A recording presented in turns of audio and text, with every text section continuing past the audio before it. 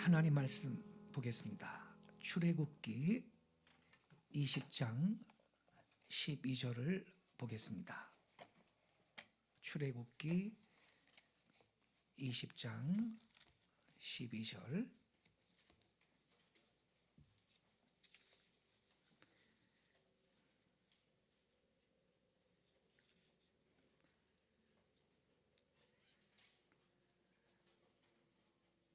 같이 읽겠습니다. 시작.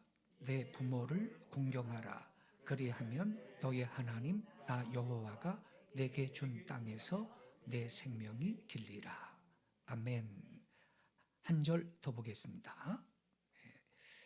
에베소서 6장 2절부터 3절 말씀입니다. 에베소서 6장 2절부터 3절.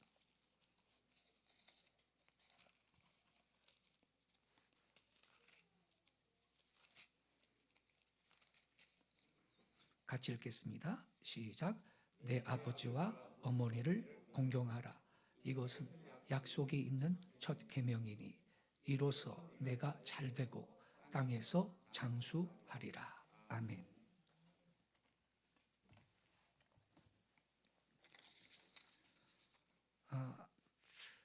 오늘은 어버이 주일이고 동시에 어버이날입니다. 올해는 특별하게 어버이 주일과 어버이날이 같은 날입니다. 그래서 오늘 아침에는 이 어버이 주일을 맞이하여 제5계명, 약속 있는 첫 계명, 이러한 제목 아래 말씀을 드리도록 하겠습니다. 내 부모를 공경하라. 이 제5계명은 아주 중요한 계명입니다. 왜 이 5계명이 중요한가? 그리고 이 5계명은 어떻게 실천을 해야 할 것인가? 이 두 가지를 말씀을 드리도록 하겠습니다. 첫째로 부모 공경이 중요한 세 가지 이유가 있습니다. 첫째, 구약과 신약에 수없이 반복되는 명령입니다.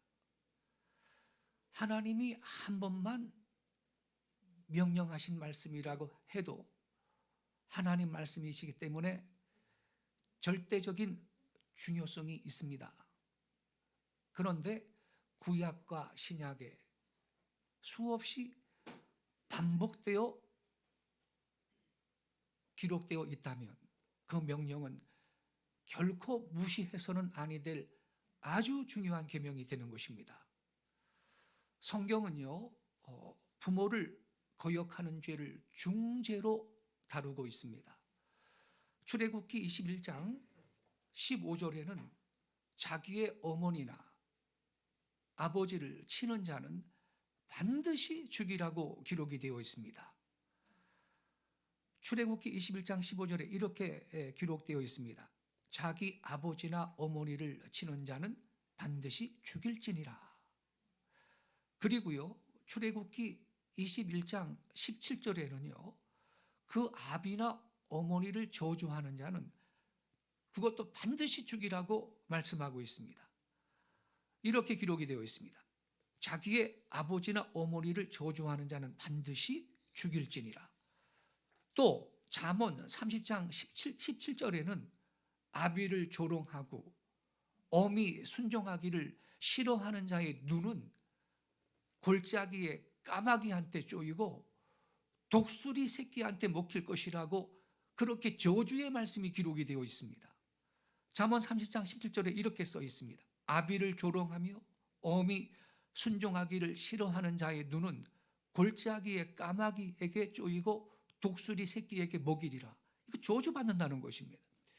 신명기 21장 18절 이하에서도 자식이 완악하고 패역하고 부모의 질책도 듣지 않거든 그 성읍 장로들한테 데리고 가고 그 성읍의 모든 사람이 그를 돌로 쳐 죽이라고 그렇게 기록했습니다. 신명기 21장 18절부터 21절은 저랑 한 절씩 교독하겠습니다. 신명기 21장 18절 제가 읽을게요. 사람에게 완악하고 패역한 아들이 있어 그의 아버지의 말이나 그 어머니의 말을 순종하지 아니하고 부모가 징계하여도 순종하지 아니하거든.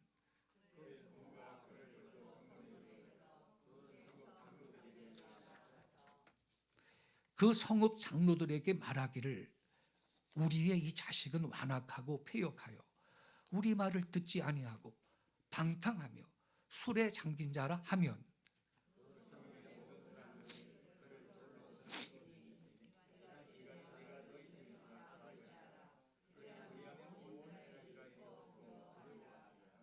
아멘. 이렇게 여러분, 성경은 부모한테 불순종하고 거역하는 이 패역한 자식은 돌로 쳐 죽이라고 그렇게 말씀을 했습니다. 부모를 공경하지 않는 것이 얼마나 큰 죄인가 하나님이 중죄로 여기신다는 것을 알 수 있습니다. 이스라엘은 신정 통치 국가이기 때문에 오늘날 현대 사회에서 이 말씀들을 그대로 적용하기는 어렵습니다. 그러나 하나님께서 부모를 거역하고 불순종하는 자를 미워하시고 징벌을 내리신다는 그 원리는 지금도 동일하게 적용이 되고 있는 것입니다. 구약뿐만 아니라 신약 성경에서도 제5계명은 강조되고 있습니다. 어떤 사람들은요, 율법은 구약 시대 것이기 때문에 신약과는 관계가 없다 이런 말을 합니다. 그러나 에베소서 6장 1절에는 자녀들아 너희 부모를 주 안에서 순종하라 이것이 옳다 이렇게 기록하고 있습니다. 에베소서 6장 1절을 제가 낭독하겠습니다. 자녀들아 주 안에서 너희 부모에게 순종하라 이것이 옳으니라. 골로새서 3장 20절에도 부모한테 순종하는 것이 하나님을 기쁘시게 하는 일이라고 그렇게 말씀하고 있습니다. 자녀들아 모든 일에 부모에게 순종하라. 모든 일이라 그랬어요. 모든 일에 부모에게 순종하라. 이는 주 안에서 기쁘게 하는 것이니라. 이렇게 기록되어 있습니다. 그리고 디모데후서 3장 2절에는요. 말세가 되면 고통하는 때가 이를 것인데 그 현저한 현상 가운데 하나가 뭐냐? 부모를 거역하는 것이라고 예언하고 있는 것입니다. 디모데후서 3장 1절 2절 같이 읽겠습니다. 시작. 너는 이것을 알라. 말세에 고통하는 때가 이르러 사람들이 자기를 사랑하며 돈을 사랑하며 자랑하며 교만하며 비방하며 부모를 거역하며 감사하지 아니하며 거룩하지 아니하며. 이거 보세요. 말세의 현저한 그 분위기가 뭐냐? 부모 거역한다는 것입니다. 여러분 이와 같이 부모를 공경하라 이 명령은 신구약 성경에 수없이 반복되어 있고 그 형벌이 무섭다는 것을 강조하고 있는 것입니다. 두 번째로 제5계명은요 대인계명 중에 첫 번째 계명입니다. 여러분 부모를 공경하라는 이 다섯 번째 계명은 10계명 가운데 차지하는 위치를 볼 때도 중요하십니다. 1계명부터 4계명까지는 하나님을 향한 계명입니다. 대신계명이라고 하지요. 그리고 5계명부터 10계명까지는 인간 관계에 대한 계명입니다. 대인계명이라고 합니다. 그런데 대인계명 중 첫 번째 계명이 뭐냐? 도둑질하지 말라요? 간음하지 말라 이겁니까? 거짓 증거하지 말라 이거예요? 아닙니다. 부모를 공경하라 이겁니다. 대인 계명 중 첫 번째 계명이 부모를 공경하라는 이 5계명인 것입니다. 자, 그럼 여러분 이것은 무엇을 뜻합니까? 제5계명이 대인 계명 가운데 제일 중요하다, 이런 의미를 갖는 것입니다. 아시다시피 여러분, 10계명은요 중요한 순서대로 기록이 되어 있는 것입니다. 그러니까 부모를 공경하라, 이 계명은 살인하지 말라. 이 살인이 얼마나 큰 죄예요. 그거보다 앞서 있는 게 부모를 공경하라, 이 계명인 것입니다. 이 부모를 공경하라, 이 5번째 계명은 살인하지 말라, 간음하지 말라, 도둑질하지 말라, 거짓말하지 말라, 이 계명들보다 더 중요하다라는 것입니다. 그래서 여러분, 만약에요 이 성경을요 사람이 만약에 썼다면, 이 10계명이 인간에 의해서 기록이 됐다면 아마 살인하지 말라를 넘버1으로 넣었을걸요. 제5계명은 무슨 8번째나 9번째 기록을 했거나 아예 빼버렸을지도 몰라요. 그러나 하나님께서는 인간관계의 모든 계명 가운데 부모를 공경하라는 이 5번째 계명을 가장 중요한 것으로 생각하신다는 것을 믿으시기 바랍니다. 왜 그랬을까요? 부모 공경은요 인륜의 근본이에요. 도덕의 기초인 것입니다. 이게 기본이라고요. 이게 무너지면요 다른 모든 것이 위선이 되는 것입니다. 또 한 가지의 이유가 있습니다. 인간관계에서 일어나는 모든 문제는요 근본적으로 부모의 권위를 거부한 데서 나오기 때문입니다. 더 근본적으로는 영적인 아버지이신 하나님의 권위를 부정하는 데서 나오는 것이기 때문입니다. 사람은요 하나님께서 세우신 권위를 존중할 줄 알아야 되고, 하나님이 세우신 권위를 순종할 줄 알아야 됩니다. 그런데 그 권위에 순종하는 것을 배우는 현장이 가정인 것입니다. 사람은 성장하면서 가정에서 권위에 순종하는 것을 배우는 것입니다. 부모한테 순종할 줄 모르는 사람은 하나님의 권위에도 순종할 줄 모르는 사람입니다. 학교에 가도 스승의 권위에 순종할 줄 모릅니다. 직장 생활에서도 상사한테 불순종하는 사람이 됩니다. 이들은 다 집에서 자기 부모한테 순종하는 것을 배우지 못한 사람들인 것입니다. 권위를 인정하지 않는 것입니다. 자기가 제일 중요하고 자기가 가장 높다는 것입니다. 자신의 위에 다른 권위는 있을 수 없다는 것입니다. 하나님이 세우신 위인 권위를 순종할 생각이 없습니다. 반항의 정신이 가득합니다. 이러한 사람은요 교회 와서 신앙생활을 해도 교회의 권위를 인정할 줄 모릅니다. 전도사님한테 신앙생활에 문제가 있어서 야단 맞으면요 회개하고 고칠 생각을 안 하고 반항하고 그 다음 주에는 아예 교회를 안 나와버립니다. 이게 딱 가정에서 부모의 권위를 순종하는 것을 배우지 않았기 때문입니다. 부모의 권위를 순종하지 않는 사람은 학교 생활이든 직장 생활이든 신앙 생활이든 트러블 메이커가 됩니다. 인간관계의 모든 죄는 바른 권위를 거부한 데서 오는 것입니다. 여러분, 이렇게 반권위의 정신을 가진 사람은 승진할 수 없습니다. 오히려 자기의 삶에 불운과 저주를 부릅니다. 그 역사적 성경적인 예시가 노아의 아들 함인 것입니다. 제가 창세기 9장 24절부터 27절을 낭독할 테니까 들어보세요. 노아가 술이 깨어 그의 작은 아들이 자기에게 행한 일을 알고 이에 이르되 가나안은 저주를 받아 그의 형제의 종들의 종이 되기를 원하노라 하고, 또 이르되 셈의 하나님 여호와를 찬송하리로다. 가나안은 셈의 종이 되고, 27절 하나님이 야벳을 창대하게 하사 셈의 장막에 거하게 하시고 가나안은 그의 종이 되게 하시기를 원하노라 하였더라.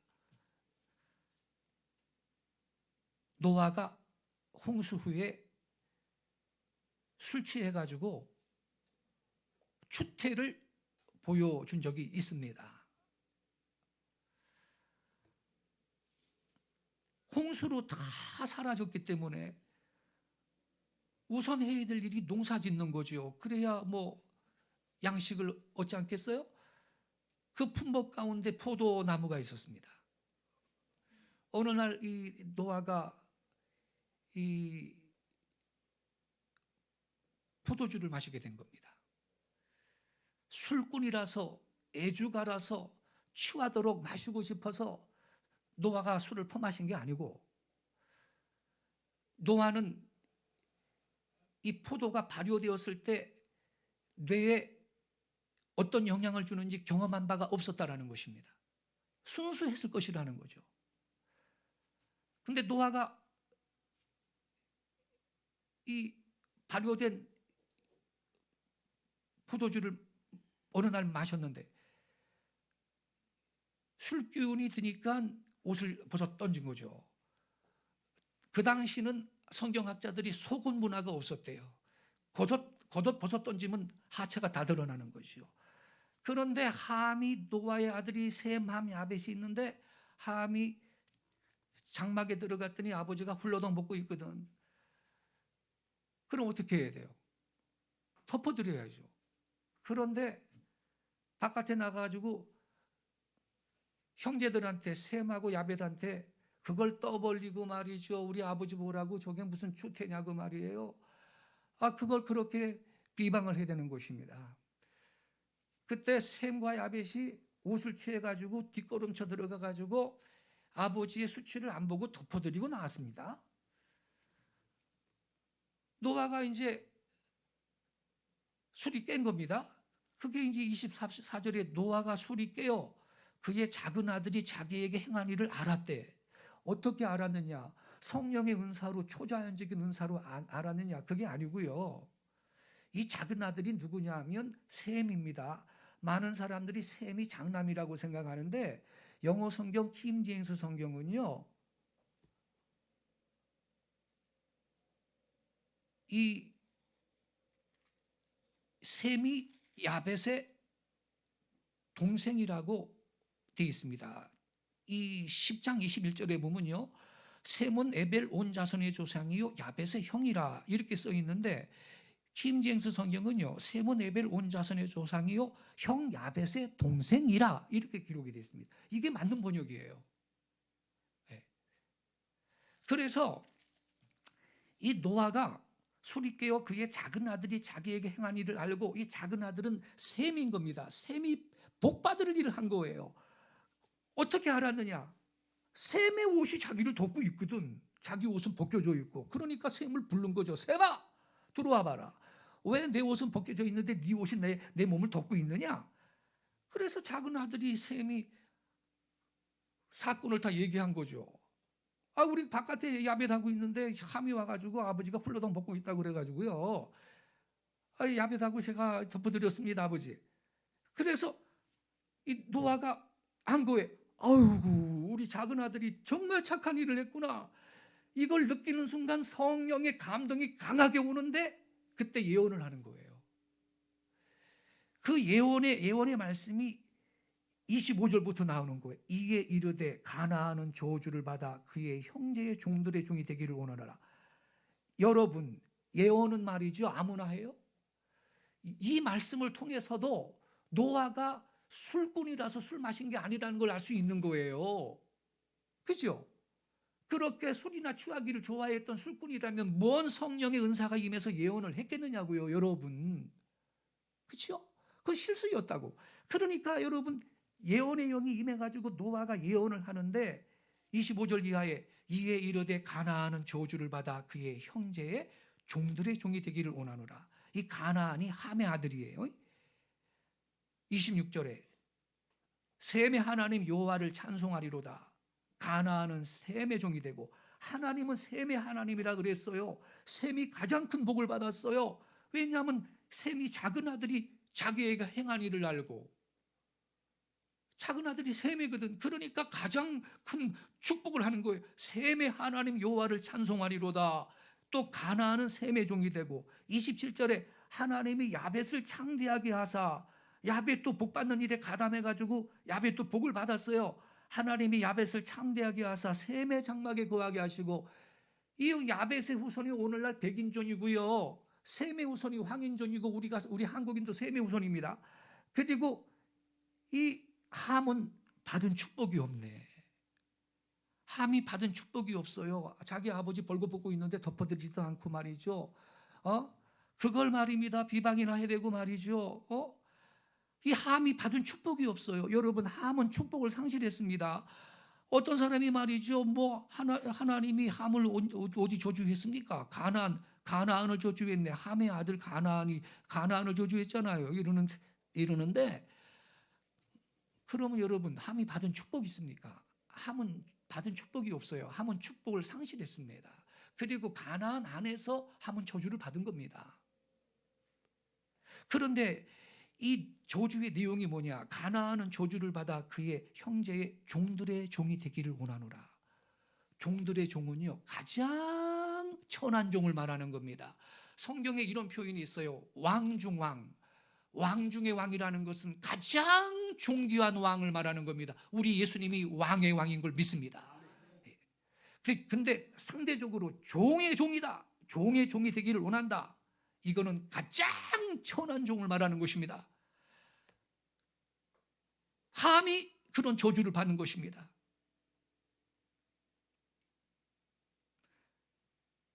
셈의 하나님 여호와를 찬송하리로다. 가나안은 셈의 종이 되고, 또 하나님이 야벳을 창대하게 하사 셈의 장막에 거하게 하시고 가나안은 그의 종이 되게 하시기를 원하노라. 이 말씀을 통해서 여러분, 우리가 뭘 깨달아야 되냐면요, 반권위의 정신을 가진 사람은 승진할 수 없습니다. 자신의 삶에 저주와 불운을 초래하고요, 그리고 권위에 순종할 줄 모르는 사람은 권위에 순복하는 사람의 종이 되어야 한다, 이거를 보여주고 있는 것입니다. 더 훈련받아야 된다는 겁니다. 더 낮아져 있어야 된다는 겁니다. 그래서 여러분, 승진하기를 원하세요? 그렇다면 권위 아래로 기꺼이 들어가서 그 권위를 순종하고 훈련받아야 돼요. 여기에 합격할 때 하나님이 때가 되면 나도 내 권위를 존중받을 수 있는 위치로 승진을 시켜주시는 것을 믿으시기 바랍니다. 이게 영적인 원리예요. 그래서 영성훈련의 첫 번째 과목이 뭐냐면 권위에 순복하는 걸 배우는 거예요. 랄라쌀라 암만 해도 소용없어요. 이게 영성훈련의 첫 번째 과목입니다.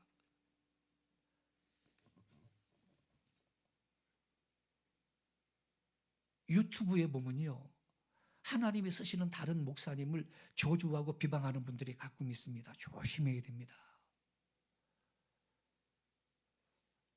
그는 승진할 수 없을 겁니다. 오히려 추락하게 될 겁니다.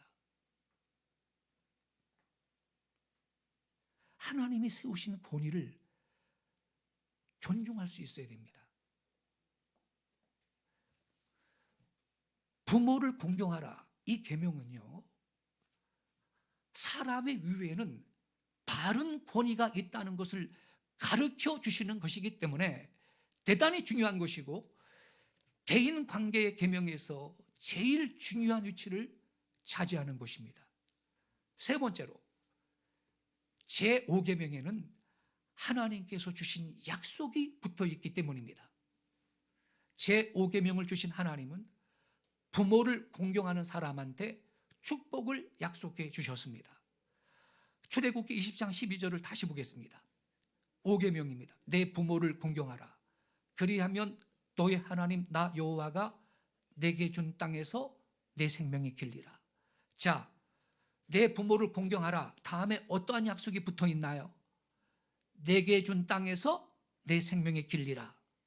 이게 약속이에요. 근데 여러분 주의하셔야 돼요. 그냥 생명이 길리라, 이게 아니에요. 그냥 너의 생명이 길리라, 이게 아니고요. 그 앞에 말씀이 중요해요. 어디에서요? 내게 준 땅에서 내 생명이 길리라. 내게 준 땅에서, 이게 중요해요. 내게 준 땅이 어느 땅인데요? 하나님이 주신 가나안 땅 말하는 거예요. 가나안 그 7 족속을 다 하나님이 내쫓게 하시고 이스라엘 백성한테 주셨잖아요. 그 내게 준 땅은 가나안 땅이에요. 그 내게 준 그 땅에서 내 생명이 길다, 이게 무슨 의미입니까? 그 땅은 뺏기지 않을 거라는 거예요. 할렐루야. 하나님이 나한테 주신 그 영토를 원수한테 빼앗기지 않을 것이라는 약속이 여기에 있는 거예요. 여러분, 이게 잘 되는 겁니다. 내 영토 전쟁 나가지고 적군한테 다 뺏기고 나는 쫓겨다니고, 그럼 여러분, 그런 상황에서 100세를 살아봐야 그게 무슨 인생이 고난이지 뭐 오래 사는 게 뭔 의미가 있느냐 이 말이에요. 여기 내게 준 땅에서 내 생명이 길다, 내게 준 땅에서 이게 중요한 거예요. 에? 하나님이 주신 내 땅에서 오래 산다 이 말이죠. 이게 진짜로 잘 되는 것이거든요. 예. 그래서 여러분, 에베소서 6장에 보면요, 제5계명을 인용하면서 여기 출애굽기 20장 12절에는 네가 잘되고 이런 말은 없잖아요. 예? 그런데 에베소서 6장에 보면 이 제5계명을 인용하면서 내가 잘되고 이렇게 기록하고 있는 거예요. 에베소서 6장 2절 3절 말씀을 다시 보겠습니다. 내 아버지와 어머니를 공경하라. 이것이 약속이 있는 첫 계명이니. 3절에 보세요. 이로써 뭐가 잘되고 그랬어요? 내가 잘되고라고 딱 그렇게 기록했잖아요. 내가 잘되고라는 말씀이 그래서 여기 있는 거예요. 내가 잘되고 땅에서 장수하리라. 할렐루야. 하나님께서 부모 공경 잘하면 땅에서 잘되고 그리고 장수하는 이 축복의 약속을 붙여놓으신 것입니다. 할렐루야. 땅에서 잘되는 여러분 되시기를 축원합니다. 근데 또 한 가지 우리가 놓쳐서는 안 될 사실이 있는데요, 여기에서 장수한다 그랬잖아요. 장수한다. 네가 땅에서 잘되고 장수한다 그랬는데, 이 장수라는 게 여러분 꼭 무슨 육체의 수명만을 의미하는 게 아닙니다. 예컨대요, 사업을 시작을 했는데 10년은 잘 되다가 11년째 부도나고 회사 망한다면 그거 장수하지 못한 겁니다. 단명한 거, 단명. 노래를 좀 잘 불러서 가수가 됐는데 3년 정도만 인기 있다가 그 다음부터는 히트곡도 하나 못 내고 대중의 외면을 받는다면 그게 장수하지 못한 거예요. 국회의원이 되었는데 다음 선거에서 낙선했다면 딱 한 번 국회의원하고 그 다음에 낙선했다면 그것을 장수하지 못한 거예요. 이런 모든 것이 잘된 거예요, 여러분? 잘된 게 아니에요. 잘된 것도 아니고 장수하지도 못한 거예요. 그러나 부모 공경을 잘하면 땅에서 잘되고 장수하는 복을 받는 걸 믿으시기 바랍니다. 하나님 약속인 것입니다. 우리의 자녀들이 모두 땅에서 잘되고 장수하는 자녀가 되기를 바랍니다. 근데 여러분, 십계명이요, 구약성경에 신명기 5장에도 기록되어 있거든요. 출애굽기 12장에도 기록되어 있고 신명기 5장에도 십계명이 기록되어 있는데, 신명기 5장 16절은요 5계명을 갖다 좀 더 구체적으로 기록을 했어요. 신명기 5장 16절 좀 보여주세요. 신명기 5장 16절. 자, 우리 같이 읽겠습니다. 시작. 너는 내 하나님 여호와께서 명령한 대로 내 부모를 공경하라. 여호와가 내게 준 땅에서 내 생명이 길고 복을 누리리라가 붙어있네. 여기는 할렐루야. 내 생명이 길고 복을 누리리라. 복을 누린다는 말씀이 여긴 붙어있어요. 성도 여러분, 이 제5계명 말씀을 잘 삶에 적용하고 순종함으로 주님께서 5계명을 통해 약속하신 말씀대로 땅에서 생명도 길고 복을 누리는 우리의 일생이 되실 수 있기를 바랍니다. 생명이 길다라는 것은 장수한다, 오래 산다는 뜻이죠. 그래서 여러분, 오래 살고 싶으면요 부모님 말씀 잘 들으면 됩니다. 근데 사람들은 비싼 돈 들여가지고 무슨 건강식품이니 사 먹고 하는데, 제일 중요한 것은 부모 말씀 잘 듣는 것이 제일 좋은 보약인 걸 믿으시기 바랍니다. 부모는 속을 아주 뒤집어 놓고 비싼 보약 앞만 먹어봐야 죽을 때 빨리 숨도 못 거두고 고생이나 더 할 겁니다, 그 사람. 그 다음에 중요한 게 여기는 복을 누리리라 그랬어. 복을 누리리라. 따라서 복을 받고 싶으면 부모님 말씀 잘 들으면 되는 겁니다. 쉬워요, 쉬워. 부모님이 안 계신 분은 노인을 공경해야 될 것이고, 그리고 하늘에 계신 우리 아버지 하나님 말씀을 잘 들으면 되는 것입니다. 할렐루야. 곧 하나님 말씀을 잘 듣고 순종하고 따르면 복을 받을 것입니다. 부모 공경은요, 자식된 자로서 마땅한 도리고 복받는 지름길인 것입니다. 인생이 불행하게 되는 사람들을 보면 거의 다 부모님 말씀 안 듣는 사람들인 것입니다. 두 번째로, 5계명이 왜 중요한지 3가지를 말씀드렸어요. 단락을 바꿔서 두 번째, 우리 예수님의 효도 생활에 대해서 말씀을 드리겠습니다. 예수님의 효도 생활, 예수님의 부모 공경이 어땠는가, 성경에서 찾아서 말씀을 드리겠습니다. 여러분, 예수님은 우리의 믿음의 창시자이시고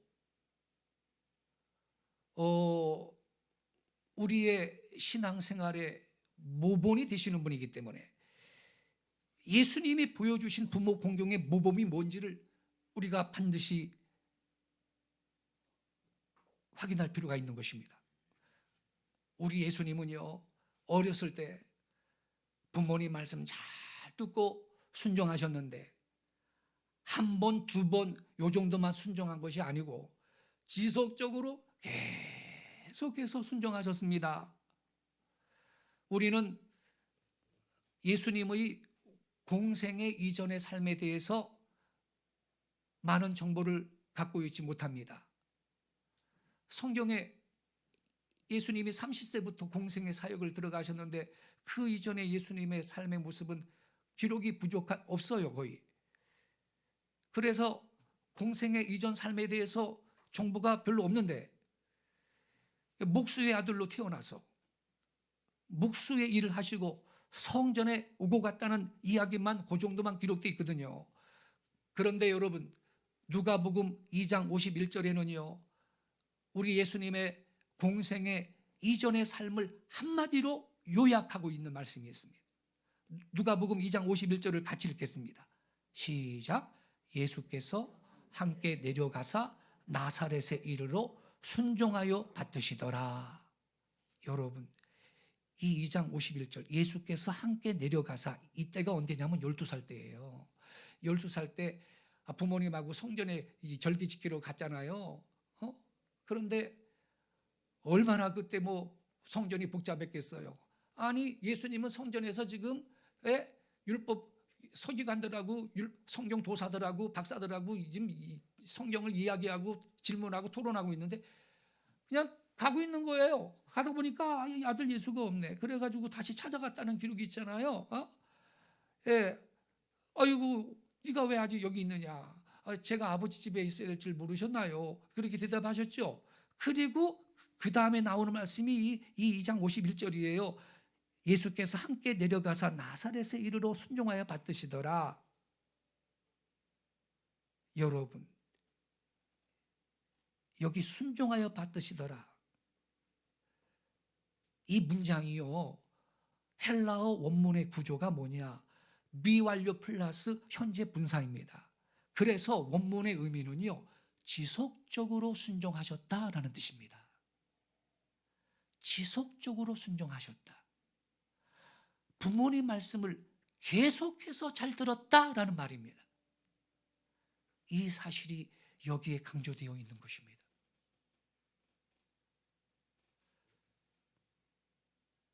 공생의 이전의 예수님의 삶의 특징이 뭐냐? 지속적으로 부모에게 순종하며 받드시는 삶이었습니다.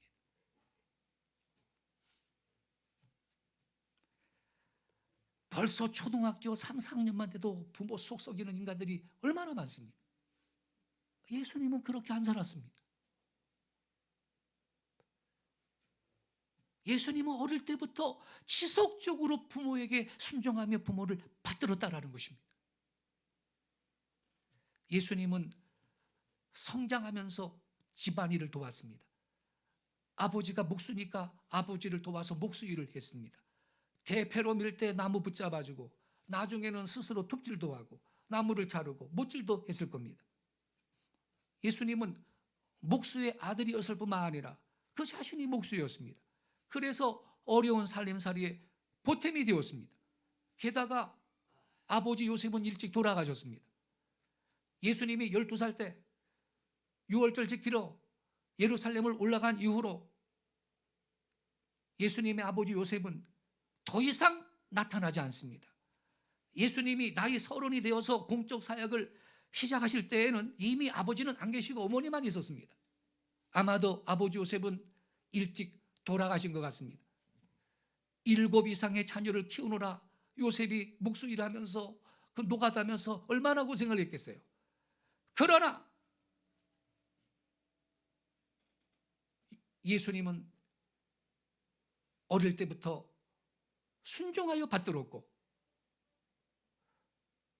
그리고 아버지 요셉이 돌아가시고 나서는 그 아버지의 일을 이어받아 목수가 되어서 일을 하신 것입니다.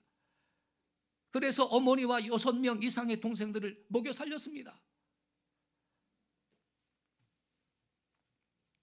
30살 때 공생의 사역을 시작하셨는데 3년간의 사역이 끝날 때쯤 마침내 예루살렘의 지도자들한테 붙잡혀서 재판을 받고 십자가에 달려 돌아가시게 됐지요.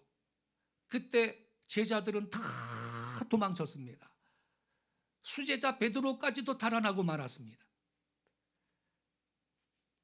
예수님이 대못에 박혀 십자가에 높이 달려있는 그 순환의 현장에 제자들은 없습니다. 딱 한 제자가 있었으니 사도 요한이요. 그 다음에는 다른 제자들은 없고 여자들 뿐이었다고 기록이 있습니다. 여자들. 물론 군인들과 구경꾼들도 많이 있었고 그 틈에 사도 요한과 예수님을 따르던 여자들 몇 명이 있었습니다. 사도 요한은 당시의 모습을 이렇게 기록을 했습니다. 요한복음 19장 25절을 우리 같이 읽겠습니다. 자막 좀 보여주세요. 요한복음 19장 25절 시작. 예수의 십자가 곁에는 그 어머니와 이모와 글로바의 아내 마리아와 막달라 마리아가 섰는지라. 예수님은 여기 그 어머니는 마리아를 말해요. 그 어머니 마리아예요. 마리아. 그 이모도 있었대. 이모. 그 천주교에서는요 마리아를 신격화하려고 마리아를 하나님의 어머니라 그래요. 그러면 이모는 하나님의 이모라 그래야 되겠네. 예? 도대체 이 문제가 큰 거죠. 하나님의 이모요? 그러면 하나님이 무슨 이모가 있어요? 그래. 하나님은 어머니가 없습니다. 여기 지금 예수의 십자가 곁에는 그 어머니와 그 어머니가 바로 예수님의 모친 마리아입니다. 마리아. 예? 그리고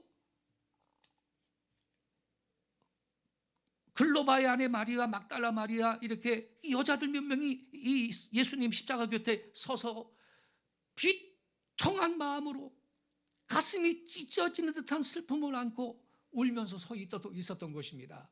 가장 가슴이 찢어졌던 분은 어머니 마리아였겠죠.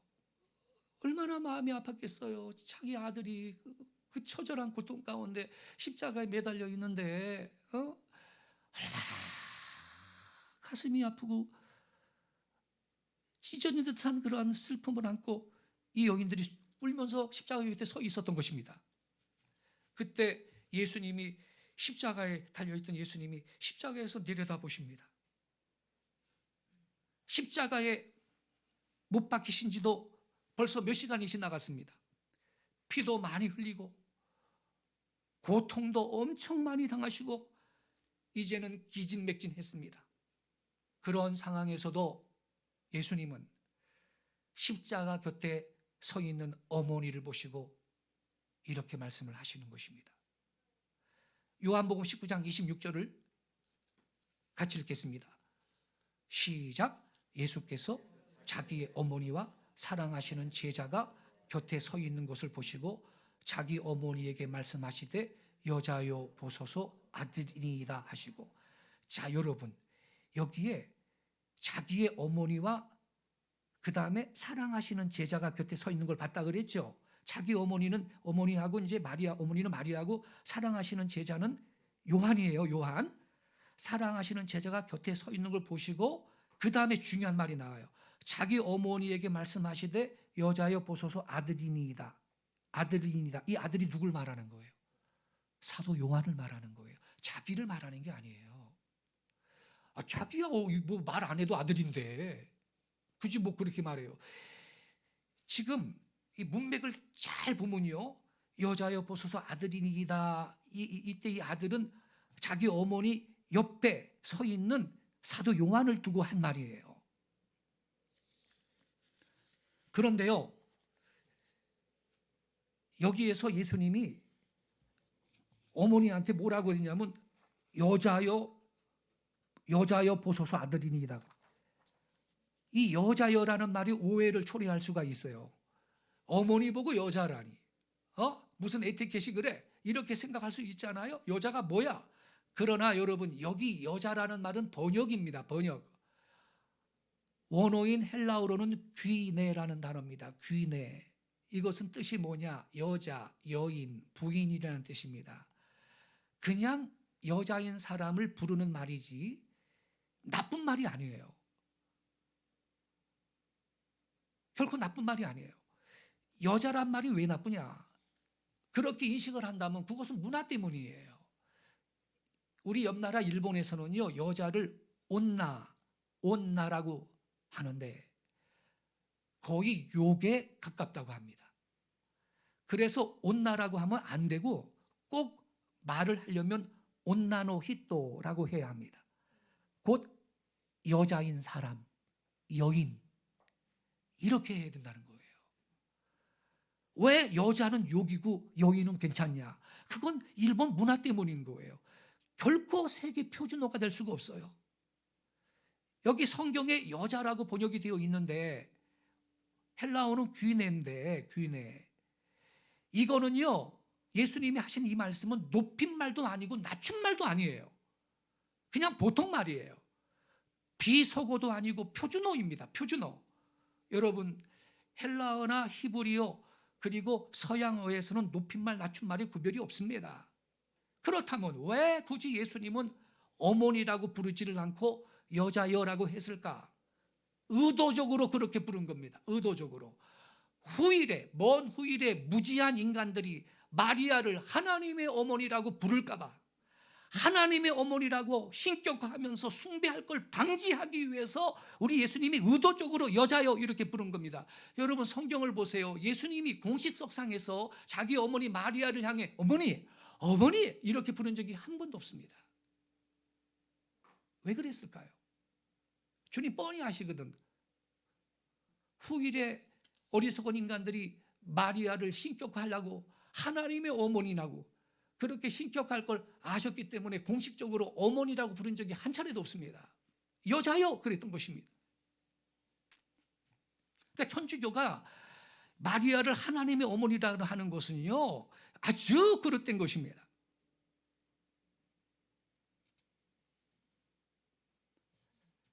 그런데 예수님이 뭐라 그랬냐면 요한복음 19장 26절에 예수께서 자기의 어머니와 사랑하시는 제자가 곁에 서 있는 것을 보시고 자기 어머니에게 말씀하시되 여자여 보소서 아들이니다 그랬는데, 여자여 보소서 아들이니다, 이 아들이 누구라고요? 자기 어머니 옆에 있는 제자 요한을 말하는 거예요. 요한. 이제부터는 제 대신 이 요한이 당신의 아들입니다, 이런 뜻인 거예요. 예수님이 이제 십자가에서 죽고 나면 마리아한테는 아들이 하나 없어져요. 큰 아들이에요.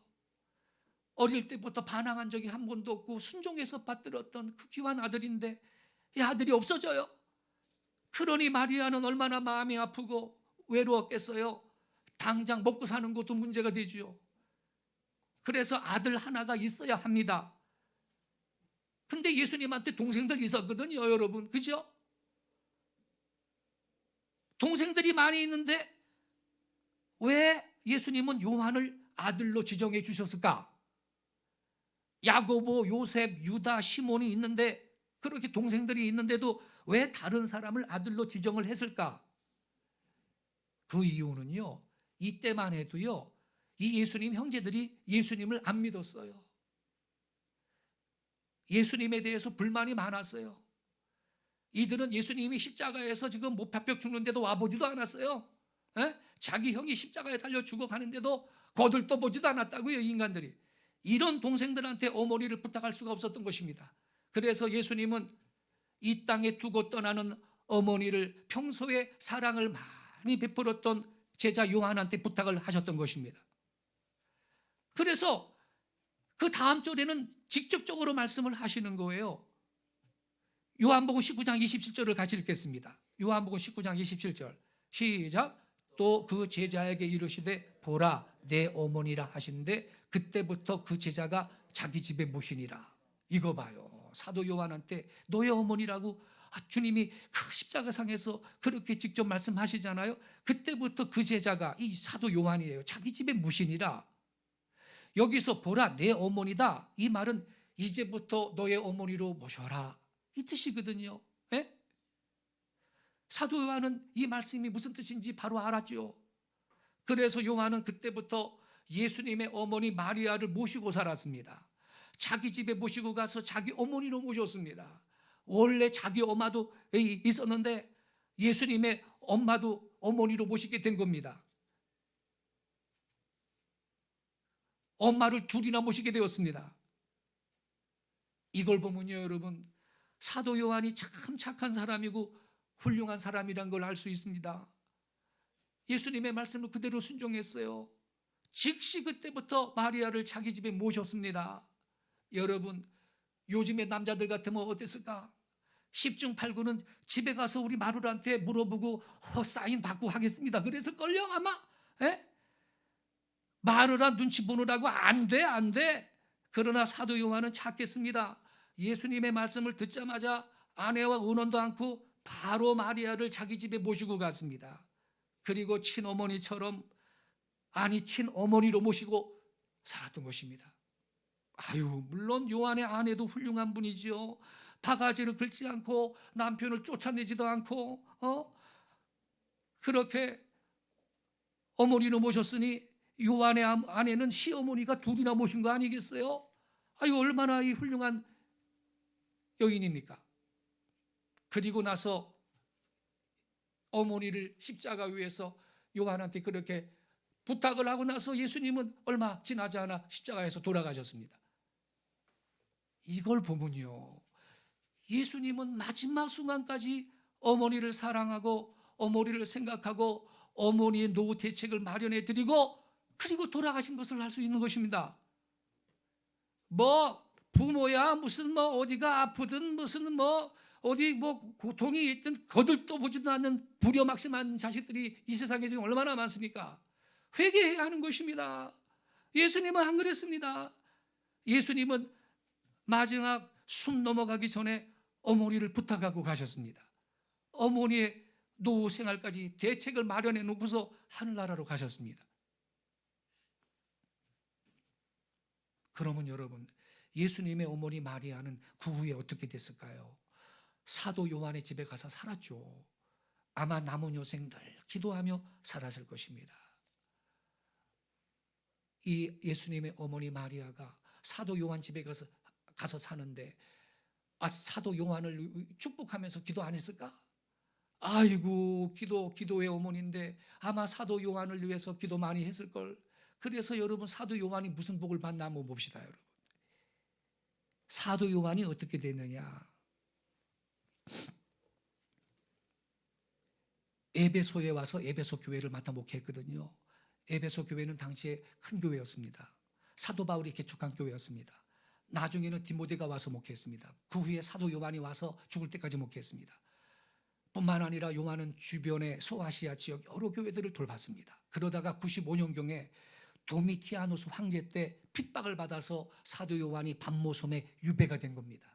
원래는 불가마 속에 집어 던져버렸는데 죽으라고 안 죽었다는 거예요. 그래가지고 밤모섬으로 유배를 시켜버렸습니다. 그러다가 96년 말경에 네르바 왕제 때 사면이 되어서 풀려났습니다. 그리고 90년대 말 초세기죠. 90년대 말에 아마도 98년이나 99년까지 살았습니다. 아주 나이 많아서 머리가 하얀 백발이 되도록 설교하다가 죽었습니다. 여러분, 이처럼 부모를 잘 모시고 효도하면 10계명에 있는 말씀대로, 5계명에 있는 말씀대로 내가 장수한다 그랬죠? 오래 산다는 것을 사도 요한을 통해서도 우리는 알 수가 있는 것입니다. 할렐루야. 딴 제자들 다 순교했는데 사도 요한은 순교하지 않고 평안히 살다가 죽었습니다. 물론 사도 요한을 순교자라고 말을 하긴 합니다만 그것은 살아있는 순교자라는 뜻인 것입니다. 그는 밤모섬에 유배되고 핍박도 많이 받았지만 죽지 않았습니다. 오래오래 장수의 복을 누리고 백발이 성성하도록 복음을 전하다가 편안히 죽었습니다.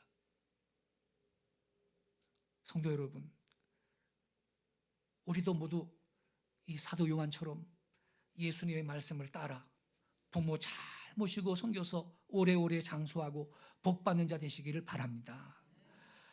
이러한 모습을 내가 내 자식들한테 보여줄 때 내 자식도 나중에 나한테 효를 그렇게 하는 것입니다. 그리고 우리 주 예수님처럼 어렸을 때부터 부모님께 순종하고 부모를 잘 도와드리고 또 자라서도 부모를 버리지 않고 끝까지 부모를 잘 모시고 돌보는 자 되실 수 있기를 바랍니다. 그러면 하나님께서 저와 여러분을 기뻐하시고 우리의 앞길을 선하게 인도해 주시고 또 네가 복을 누리리라, 이 5계명의 약속의 말씀대로 복을 많이 주실 줄로 믿습니다. 우리를 낳아주시고 길러주시는 아버지 어머니를 공경하고 그 은혜에 보답하는 것은 자녀의 마땅한 도리인 것입니다. 여러분 모두 눈에 보이는 부모님께 순종해서 눈에 보이지 않는 하나님께 칭찬받고 복받는 성도들이 되시기를 바랍니다. 예수님은 십자가에서 그 고통 가운데 있으면서도 육신의 어머니 마리아를 이 사랑하는 제자 요한한테 부탁하셨습니다. 부모 공경을 이처럼 예수님께서 모범으로 보여주셨던 것입니다. 부모를 공경하라는 것은 하나님을 공경하라는 계명 다음으로 인간한테 가장 중요한 계명인 것입니다. 머리로 그렇게 생각해야 할 뿐만 아니라 행동으로도 실천해야 될 계명인 것입니다. 우리는 이 계명을 다시 존중해야 되겠습니다. 디모데후서 3장에 있는 말씀대로 말세에 고통하는 때가 이르는데 사람들이 부모를 거역한다 그랬는데 그러한 악한 세상에 우리가 살고 있으므로 우리는 이 5번째 계명을 다시 존중해야 할 줄로 믿습니다. 부모를 공경하여 우리도 복받고 내 후손들도 땅에서 잘되고 장수하는 복받기를 주 예수님의 이름으로 축원합니다. 기도하겠습니다.